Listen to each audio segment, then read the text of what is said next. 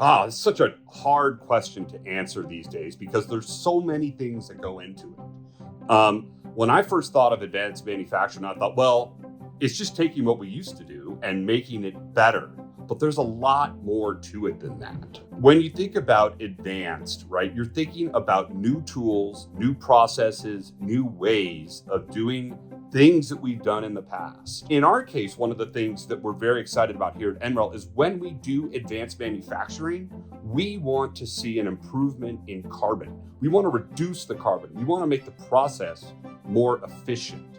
Those are the things that we're driven by. It's a new way to make a product above and beyond what has been done historically.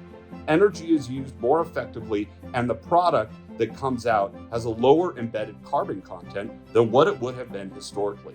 In my mind, that's how I define advanced manufacturing.